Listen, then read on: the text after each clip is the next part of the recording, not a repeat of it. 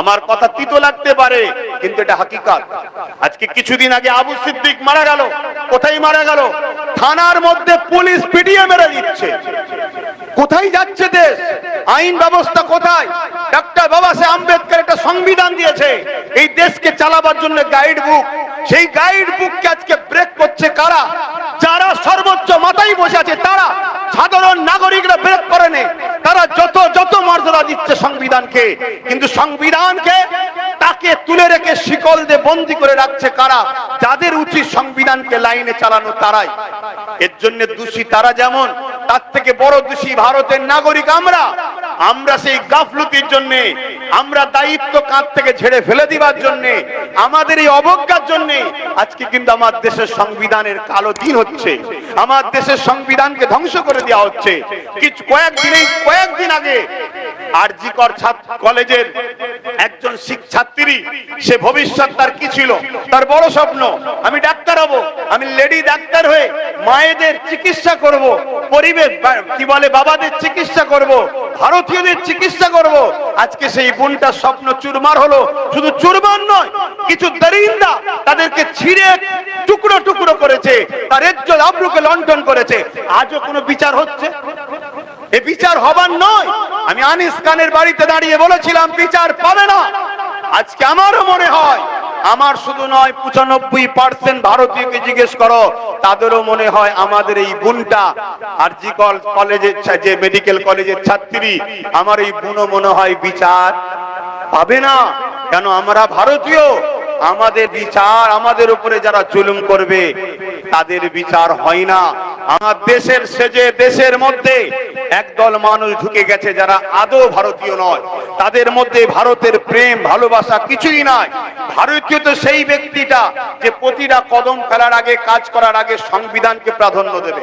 যে সংবিধানকে মানে না সে কখনো ভারতীয় হতে পারে না। কেন? আমার দেশের মূল হলো সংবিধান।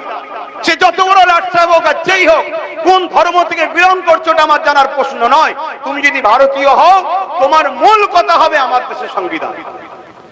আমি গর্বিত, আমার ইসলাম, আমার ধর্ম আমাকে শিখিয়েছে, তাই বুক ঠুকে বলতে পারছি আমরা যারা সংবিধানকে মানি না তারা ভারতীয় হতে পারে না। কিন্তু আজকে এই জায়গাগুলো আমাদের খেয়াল করা দরকার।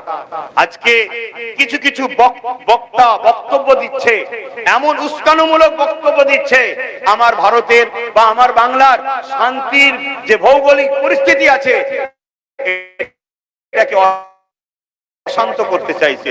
পিটি থাকতে পেরেছিল যতদিন বলেছিল এনফিল্ড রাইফেলের টুটার মধ্যে, এনফিল্ড রাইফেল যে ছিল তার টুটার মধ্যে মুসলিম এলাকায় যে বলেছে ওতে শরীরের চর্বি দিয়ে আছে, ওই টুটাটাকে মুখ দিয়ে ছিঁড়ে তারপরে সেটাকে ইউজ করতে হতো। মুসলমান শুকরকে খাওয়া বা স্পর্শ করাকে হারাম জানে। ঠিক আমার অমুসলিম ভাই হিন্দু ভাইদের পাড়ায় যে বলতো এনফিল্ড রাইফেল টুটাতে গরুর চর্বি দিয়ে আছে। কেন বলতো ব্রিটিশরা এই খবরটা? যাতে করে হিন্দু ভাইরা ওই টুটা মুখে নিয়ে লড়াই না করে। মুসলিম পাড়ায় শরীরের চর্বি দিয়ে আছে বলতো কেন? যাতে মুসলমানরা টুটাতে মুখ না দেয়। এরা দুজন যতদিন বিভাজনে থাকবে ততদিন দেশের হুকুমত করা যাবে। আজও সেই বিভাজন তৈরি করার ষড়যন্ত্র চলছে। কেন? যতদিন আমরা দু ভাই ঝগড়া করব ততদিন আমাদের বাড়িতে সবাই রাজ করতে পারবে।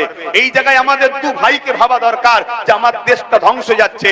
আর যখন বিপদে পড়বো, দেখুন দিনকে দিন তো আমরা দু ভাইয়েরাই তো ধ্বংস হচ্ছি, গরিব হচ্ছি আমরা। তো ভাই কথা বলতে গেলে অনেক সময় লাগে, সেদিকে আমি আর যাচ্ছি না।